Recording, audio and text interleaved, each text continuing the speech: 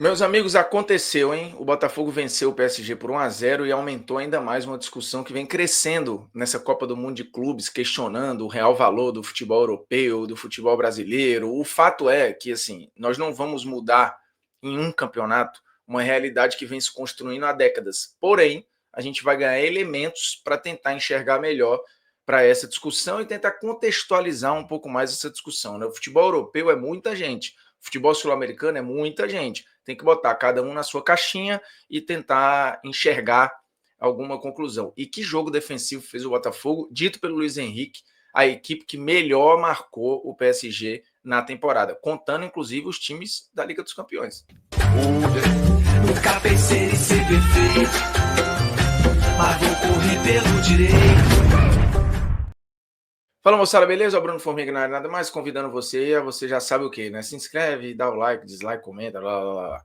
Cara, Botafogo 1, PSG 0. Um jogo defensivamente muito preciso do Botafogo, travando todas as possibilidades ou as maiores possibilidades do PSG. E o Luiz Henrique, técnico do PSG, depois do jogo, inclusive elogiou muito, né, o sistema defensivo, falou o quanto foi impactante para ele, o quanto o Botafogo marcou bem o time do PSG. Com esta vitória, o Botafogo conseguiu algo que só o Corinthians em 2012 tinha conseguido. Eu não estou dizendo aqui que o Botafogo foi campeão mundial, porque não foi. O que o Botafogo ganhou, e eu até brinquei no Instagram, foi um intercontinental dentro do Mundial, né? Porque quer queira, quer não, foi um duelo único entre o campeão da Champions e o campeão da Libertadores. Óbvio que a cabeça para uma decisão, o preparo para uma decisão, tudo muda a avaliação. Mas, brincadeiras à parte, o Botafogo venceu o campeão da Liga dos Campeões, sendo o então campeão da Libertadores. Vitória de time brasileiro contra time europeu em jogo oficial, a última vez tinha sido no Mundial de 2012, Corinthians 1, Chelsea 0. O Corinthians ali teve no Cássio a figura mais importante do jogo, o time ficou na parede em vários momentos, apesar de também ter jogado, tá? O Corinthians criou e tudo. E eu acho que um pouco diferente essa vitória do Botafogo, não teve o John como o melhor jogador. Sim, o Marlon Freitas fez um grande jogo, o Igor Jesus fez um grande jogo, o Alex Telles fez um grande jogo, o Barbosa fez um jogaço. Então, assim, o Jair, muita gente do Botafogo, que não só o seu goleiro, fez grande atuação. Então, diferentemente dessas que a gente está acostumado, de uma bola vadia, de um lance por acaso, fortuito e tal, o Botafogo jogou numa estratégia muito bem elaborada e muito bem executada pelos jogadores. Acho que o Renato Paiva tem muito mérito aí, um cara já bastante criticado, né? A passagem dele pelo Bahia foi muito ruim, eu acho que as críticas foram todas feitas com muita razão, e agora acho que no Botafogo ele está aos poucos encontrando algumas boas soluções. O SofaScore fez um levantamento mostrando o quão defensivamente bom foi o jogo do Botafogo. E aí traz essa curiosidade. O PSG fez o seu jogo com o menor número de finalizações no gol nos últimos 12 meses, no recorte de um ano, com apenas 2 finalizações contra o Botafogo. Também foi a segunda vez no mesmo período de 12 meses que o time francês não conseguiu criar nenhuma grande chance em um jogo. Então, fica muito claro aqui o quanto o Botafogo conseguiu atravancar, marcar e cuspir o PSG para fora da área, coisa que, por exemplo, o Atlético de Madrid não conseguiu e tomou 4-0 na estreia. É óbvio que o PSG era favorito, segue sendo o time mais forte para a conquista da Copa do Mundo. Isso não muda. Não muda o fato do futebol europeu hoje ter mais dinheiro, melhores estádios, uma melhor arbitragem, os melhores jogadores estarem lá. O ritmo do jogo é diferente, isso está nos registros. A intensidade do jogo é diferente, isso também tem registros estatísticos que isso deixa muito claro. Como produto, o jogo num campeonato europeu de alto nível, num geral, ele vai ser mais fluido, mais legal de assistir do que no futebol brasileiro. Isto posto, a avaliação dos abismos, das distâncias, elas precisam ser contextualizadas. Eu falei aqui antes sobre a questão do calendário, tem que ser levado em consideração, por mais que nesses 12 meses de recorte aí, os 4 times que mais jogaram foram os times brasileiros, então eles também estão desgastados. Claro que, sendo final de temporada na Europa, eles estão desgastados fisicamente e mentalmente e animicamente, talvez. Mas a gente viveu isso durante anos e anos e anos e décadas nos moldes antigos do Mundial de Clube, que era disputado no final do ano, em dezembro, e nós estávamos no final da temporada, desgastados animicamente, mentalmente, fisicamente, e os caras estavam no meio da temporada deles, não tinha nem chegado o mata-mata de Champions ainda, o que desgasta muito as equipes. Então, agora talvez a gente esteja vendo fisicamente, animicamente, mentalmente, uma equiparação um pouco maior. Isso quer dizer que um brasileiro vai ser o campeão do Mundial? Eu ainda acho muito difícil, porque essas atuações que o Botafogo teve, que o Palmeiras teve, né? Eu estou gravando o vídeo antes do jogo do Flamengo e Chelsea, o Fluminense com o Borussia, que foi um grande jogo, tem que se repetir isso para ser campeão, pelo menos mais umas 3 vezes. Então, assim, é possível? É possível, só que você está aumentando o recorte. Antes de começar a competição, eu falei que no modelo antigo também do Mundial da FIFA, ali a partir do início dos anos 2000, né, de 2005 para cá, que a mudança do regulamento da fórmula de disputa tinha aberto mais possibilidades para a zebra, né? Porque você tinha agora uma semifinal e tal, você tinha um adversário a mais para os europeus e sul-americanos enfrentarem, e você deu chance para as zebras, e elas apareceram. Agora, muito para o lado sul-americano, né? Ou só para o lado sul-americano. Agora, com essa ampliação ainda maior da fórmula de disputa, eu falava que você tem mais chances de outras zebras aparecerem, e elas podem aparecer. E estão aí. Não é zebra ou surpresa ou jogos que você não espera um caminho e ele toma um outro rumo. E aí, claro, as pessoas aqui no Brasil estão dizendo: o futebol europeu é uma mentira, o futebol brasileiro sempre. E aí eu acho que tem muita gente bulgando, porque assim, o futebol europeu continua sendo o mais rico, o mais bem organizado, enfim, os maiores direitos de transmissão, por aí vai. Mas tem uma galera que talvez não esteja entendendo que esse mesmo pessoal, um dia desse, estava dizendo que o futebol brasileiro faliu, acabou, que a gente não produz mais nada, que o time. Esse sentimento vira-lata, que agora está exaltando com razão o que tem feito os times brasileiros e sul-americanos no Mundial, uma parte dessa galera, um dia desse, estava dizendo: acabou o futebol brasileiro, o Campeonato Brasileiro hoje é horroroso, os times não prestam mais, está tudo ruim. E não está tudo ruim, nunca esteve tudo ruim. A gente tinha uma diferença e tem ainda uma distância financeira de poder aglutinar talentos lá que a gente não consegue aqui. Porém, o futebol brasileiro em específico está mais rico do que jamais foi.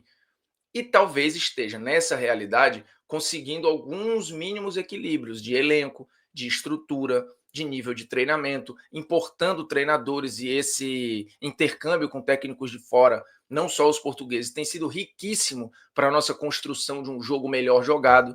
Então, tudo isso está sendo colocado na balança para uma avaliação. Falando especificamente do jogo do Botafogo, ele é um jogo de uma estratégia gigante e muito bem executado, e fisicamente o time muito nos cascos, como o Palmeiras esteve o jogo todo com o Porto, por exemplo, e o Fluminense teve o jogo todo com o Borussia.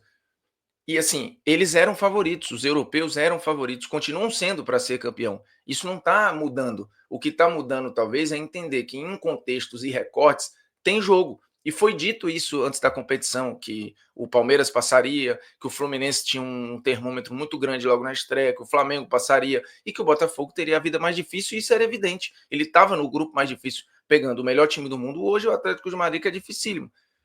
Entendeu? Agora, as verdades imediatas, elas são muito perigosas. Assim, o Palmeiras fez um grande jogo com o Porto. Passou sufoco no jogo seguinte com o Al-Ahly. Acabou ganhando 2-0 e tal, mas não foi um jogo fácil. O Palmeiras correu riscos contra o Al-Ahly. Inclusive, eu diria, o time do Egito incomodou mais o Palmeiras do que o Porto. Quer dizer que o Al-Ahly é melhor que o Porto? Quer dizer que o futebol egípcio é melhor que o português? Ou que o futebol africano é melhor que o europeu? Não. Então a gente vai colocando as coisas no caixinho, tentando abrir um pouco o debate. De novo, o que para mim está ficando muito claro é que o futebol brasileiro não acabou. E eu sempre fiz questão de olhar para o presente com cuidado, com carinho, com apreço, de entender o que está rolando. Porque também falar: ó, tudo que está sendo feito hoje não presta, bom era antes, não é verdade. E a prova também está aí. Independente se o Brasil vai ganhar o campeonato ou não, isso não interessa. Eu acho muito difícil ganhar, é muito difícil ainda. Porque, de novo, tem que fazer esse tipo de jogo aí que foi feito até agora mais umas 3, 4 vezes para ser campeão. No mata-mata, provavelmente vai pegar 3 europeus até a final. Quem quiser ser campeão. Então é difícil. E ainda tem pelo caminho, gente, pode ter Bayern de Munique, pode ter Real Madrid, pode ter Manchester City, pode ter um monte de gente muito boa, pode ter Inter de Milão. Então, calma, gente. O resultado do campeonato não vai mudar o que a gente está debatendo aqui. Agora, esses jogos têm sido muito saudáveis, eu acho, para a gente olhar com um pouco mais de cuidado positivo para o que é feito aqui. E entender que a organização financeira faz diferença, o pós-Copa do Mundo com o investimento em estádios faz diferença, o investimento nos treinadores faz diferença.